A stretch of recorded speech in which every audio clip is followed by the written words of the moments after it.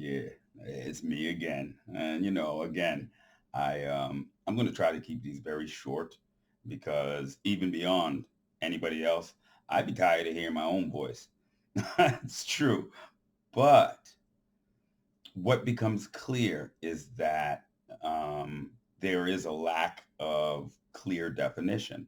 See, the things that I will share with you are not super revelations. You're not going to hear me say, and if you want to learn more, send 1999. You're not going to, I'm not, that's not how it works, right? You're not going to hear me say, and I need subscribers so that I can bring this message to more. Nah, bro. Nah.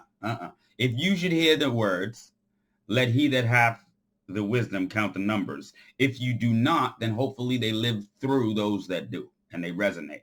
At the end of the day, the very best possible impact that I could have is to change the narrative and have people thinking in a more critical manner. Okay. So what is lacking is clear definitions without ambiguity, right? What happens is every day we accept the terms, the labels, the definitions, the categories, and the cubby holes that are produced for us, and we fit ourselves into these little boxes and say, that's me, right? And we say, that's who I am. But if you don't begin with a clear definition, then everything that you are defining as you is predicated upon a faulty premise, right? If you don't start with a clear definition, then everything that's built on that must be faulty. Okay. So it comes to my consciousness that we as a nation of people, as a race of people, haven't actually defined what is freedom. What is freedom? And if you can't define that further, then you have to ask the opposing question, that is, what is slavery? Right? So we listen to our thought leaders, and they're telling you wealth creation is the way to go. And if you listen closely to them, what you find very clearly is they think they're already free. So it begs the question, what is the definition of freedom? What do you define freedom as? How do we define it? What is the non-subjective, static value that is freedom? And then again, conversely, what is a slave, right? What is slavery? And what is a slave? So let's kind of consider that for a second, right? Let's think about that. So first and foremost, how do you make a slave? Right? How do you make a slave? You would, from American history, the first thing that you did was you took the father's name and you took the mother tongue, right? You took the mother tongue so that they did not speak their indigenous language any longer. And you took the father's name to remove continuity, right? Okay. Once that was done, you then made the people dependent upon you for food, clothing, shelter, water, healthcare, security, services, right? Now, in the case of slavery, chattel slavery and the transatlantic slave trade, social mobility was removed. This is what differentiated chattel slavery from any other slavery ever in history. Social mobility was removed. There was no potential for you to pay off a debt or come out of that condition. You and all of your children would be that. Okay. So the imposition of the people being dependent for food, clothing, shelter, water, healthcare, and security, as well as services, was actually it. And if you listen contemporarily, you will hear people go close to saying, well, those things were free at that time. They were provided for them. If you actually start listening, I think Bernie Sanders just said something recently. If you actually start listening, what they're saying is, well, they had these things covered for them for free.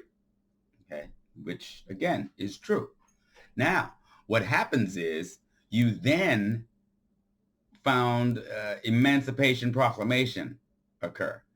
And from that point forward, you had the ultimate responsibility of providing these things for yourself, and they were no longer free.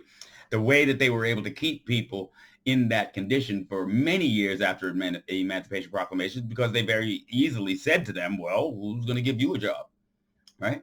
Where are you going to live? Ain't nobody going to rent you no place. How are you going to take care of these things for yourself, right? Even if you got your own land where you go and get your seed, they can make it hard for you. If the person that runs the general store doesn't like your kind, it'll be very difficult for you to be able to get seed, tools, and those things that you need in order to be able to make a go of it. And so this trapped people. In fact, I have a personal friend whose family didn't leave plantations in Mississippi until the 1960s. They didn't leave until the 1960s.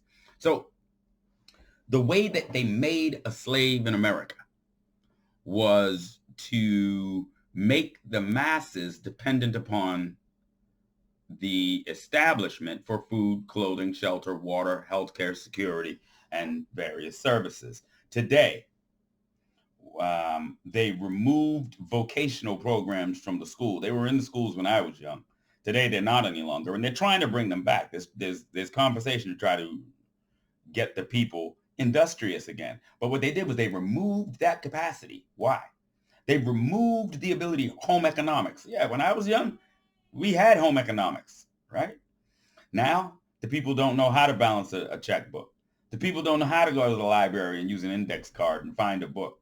The people don't know how to do these things for themselves. When I was young, the young Puerto Rican, I don't even like to call my brothers that, man, Taínos or Boricuan, them young brothers would be out in the driveway on the weekends, and they would yank an engine out of the car.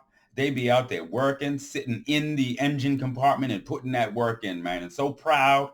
At the end of the weekend, you hear that car. Yeah, they were loud, you know.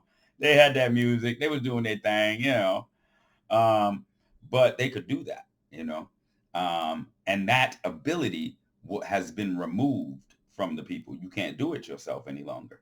And so, again, when we step back, what was it that it took to make a slave? Dependency. Okay? And so where are we today? Okay, not just us, because let me tell you something, and I'm not going to pick on people, but the Hungarians, the Italians, the Lithuanians, all of these people, you look at the people coming into America today in 2020, when they come in and they get their citizenship, these people are crying. These people are crying. They're so happy and so genuinely excited in relation to getting their citizenship in the United States of America. And let me tell you, the time frame whereby they become disillusioned used to be generations before the people figured out this was a game, that they signed up for slavery, right? It used to be generations before it was figured out. Now they're realizing it in one generation. Their children, they're coming in here and their children are being subjected to this sickness, and they're realizing it in one generation that this was the wrong choice, that they've signed themselves up to slavery. Understand? Again, let's revisit. How do you make a slave? You take the name, you take the language, you make a people dependent for everything. Okay, so when somebody comes in 2020 to be a citizen, what do? What are some of the first things they do? See, they had to take my name. They had to beat mine. They had to use chains and whips and brutality. Today in 2010, 2020, guess what they do? They give up their names. They give up their language. They give it up voluntarily. So what you have is a slave-making machine. The fact is, no one could tell you that story. Today, if you listen to your more progressive of them, they'll tell you it's classism, right? And we're all a victim of the 1%. And they'll tell you that. Again, it sounds good, but what they're doing is they're overlooking the fact that, forget the 1%, your ass couldn't be in America if it were not for the breeding of every single innocent 13-year-old girl for 275 years without skipping one single innocent human little girl. Not one of them, not one Hungarian, not one Irish, not one Italian, not one of them could be here. So while they point to classism and they say it's the 1%, you benefit from our blood too. Shut up. Shut up from that bullshit, right? So that being said, it was not classism.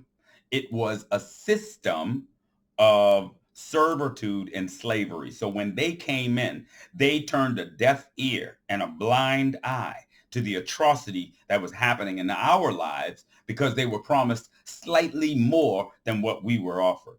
And each group that came in was offered slightly more than the group that came in prior to them. And they bought in, right? They traded empathy. They traded connection. They traded the higher attributes for social mobility. Each and every single one of them. They want to step back and pat themselves on the back, and they want to use "he did it too" as a means of absolving themselves and making you guilty and turning the innocent into guilty. They want to use all these little tricks, right? These communicative tricks. It doesn't really work over here, right? I've got a grasp of exactly what happened, how they're here, and who paid their passage. So beyond which, they don't, even to this day, really realize that they're slaves too. They don't realize it. Any human on the planet Earth that cannot control their own food, clothing, shelter, water, healthcare, security, and services are at the mercy of whoever it is that controls them. If they should fail to or deny those services, then you will be in a tough spot. Period. Doesn't matter. Again, these words are not subjective. It's every single one of us.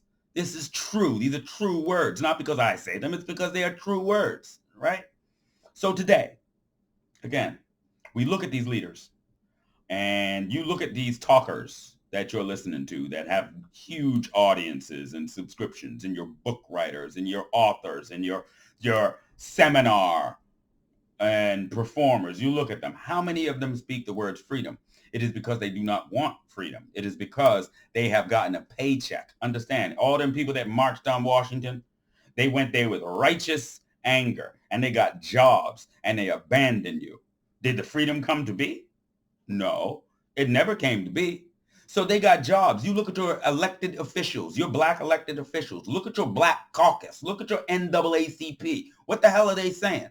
Are any of them saying freedom? No. So they have acquiesced to the idea that of ourselves, we could not possibly make it into the future, that the only possible way that we can advance forward is by depending upon another people, a thing that no people in the history of humanity have accepted as normal.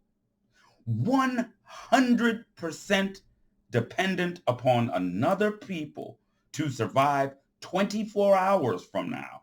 That has never happened in the history of humanity. And your elected officials and your peers that are telling you to vote have accepted this as normal. They think this is normal. This is the way that it's supposed to be. There's no problem with our children looking for jobs to someone else for the next 400 years and incapable of producing a reality for themselves. And our people are signing us up for that. Your talkers, your thought leaders, your big celebrity peacocks. Yeah, they have resigned to that being normal. I call that a coward. I call that a coward. Straight like that. Share it with them. I call you a coward.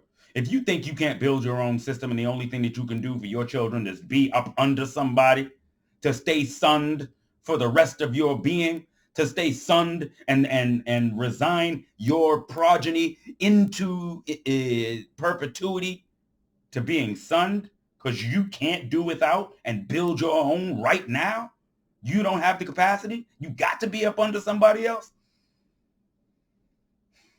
What you are saying to me is that you need a master. And if that's the case, I ain't mad at you. Stay with him. We don't. Peace.